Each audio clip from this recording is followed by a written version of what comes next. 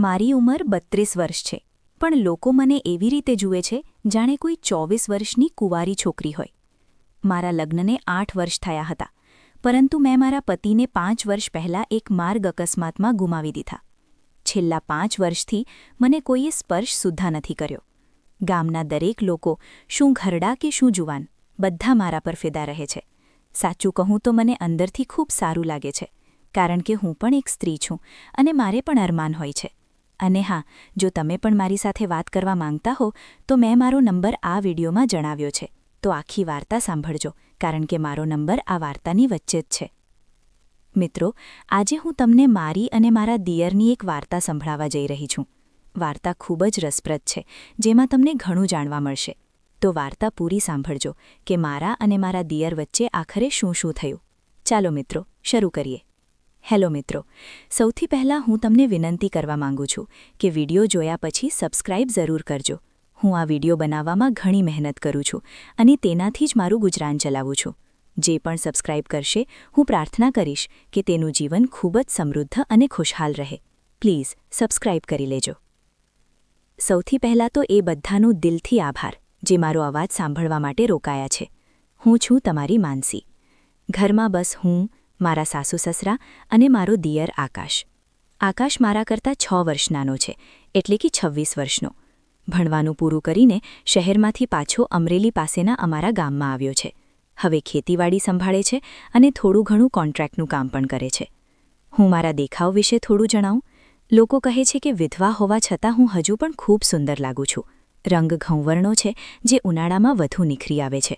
આંખો મોટી મોટી છે અને કાજલ લગાવવાની મને આદત છે. વાળ લાંબા અને કાળા છે, કમર પાતળી છે અને સાડીમાં મારો દેખાવ ઘણો પ્રભાવશાળી લાગે છે.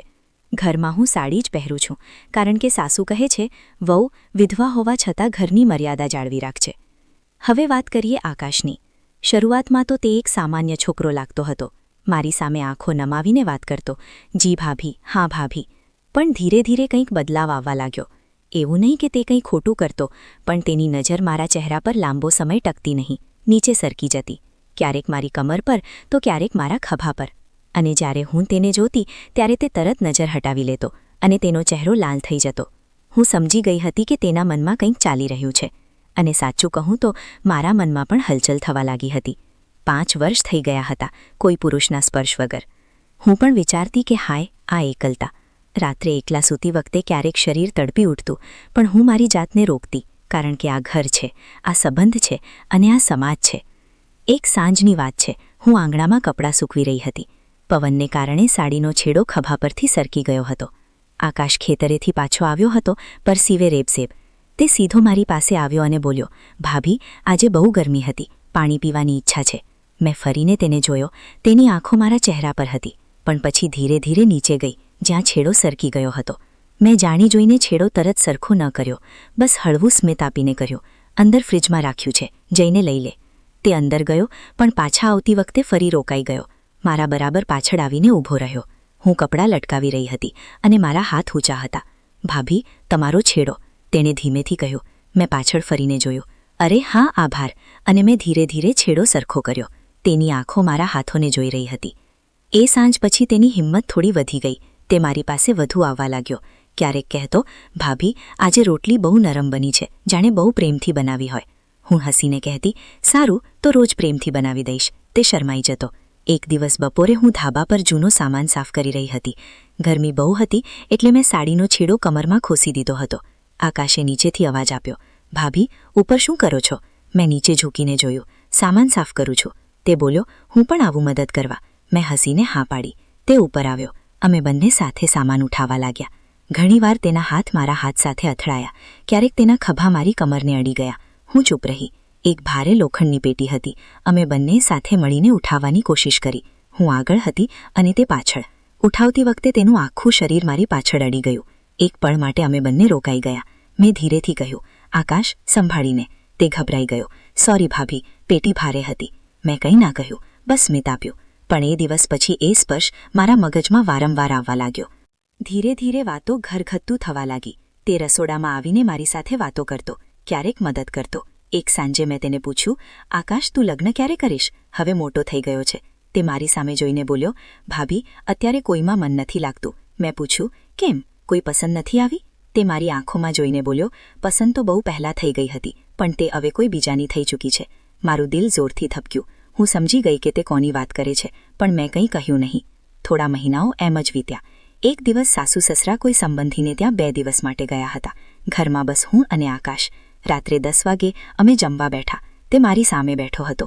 જમતા જમતા તેણે અચાનક કહ્યું, ભાભી, તમારા હાથમાં જાદુ છે. મેં પૂછ્યું, જાદુ એટલે? તે શરમાઈ ગયો. મતલબ તમારી દરેક વાત ખાસ છે. જમ્યા પછી હું વાસણ સાફ કરતી હતી. તે પાછળ આવીને ઊભો રહ્યો. ભાભી, મદદ કરું? મેં ના પાડી, પણ તે ગયો નહીં. તે ધીરેથી બોલ્યો, ભાભી, તમે બહુ સુંદર લાગો છો. મેં ફરીને જોયું. તેની આંખોમાં પ્યાસ હતી. મેં ધીમેથી કહ્યું, આકાશ, આ બધું ઠીક નથી. તે બોલ્યો, હું જાણું છું ભાભી, પણ હું મારી જાતને રોકી નથી શકતો.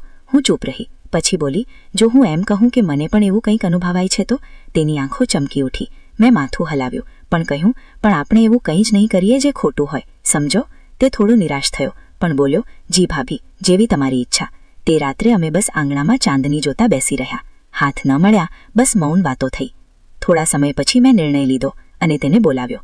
આકાશ, હું તારા લગ્નની વાત વિચારી રહી છું. તે ચોંકી ગયો. હા, તારે એક સારી વહુ લાવવાની છે. હું તારી ભાભી રહીશ હંમેશા. તે રડી પડ્યો. ભાભી, તમે જ મારી જિંદગી છો. મેં તેના માથા પર હાથ રાખ્યો.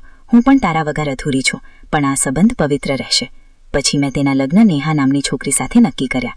લગ્નના દિવસે મેં તેને તિલક કર્યું અને કહ્યું, હંમેશા ખુશ રહેજે. તે બોલ્યો, ભાભી, તમે મને શીખવ્યું કે સાચો પ્રેમ રોકાઈ જવામાં પણ હોય છે. આજે તે તેની પત્ની સાથે ખુશ છે. હું એ જ જૂની માનસી છું, ઘરની વહુ અને સાસુની સેવા કરનારી ભાભી. પણ ક્યારેક રાત્રે જ્યારે ચાંદ નીકળે છે, હું આંગણામાં એકલી બેસીને વિચારું છું કે એ બધા ઇશારા અને એ નિકટતા એક સુંદર સપનું હતું, જે ક્યારેય હકીકત ના બન્યું, પણ જેણે અમને ઘણું શીખવી દીધું.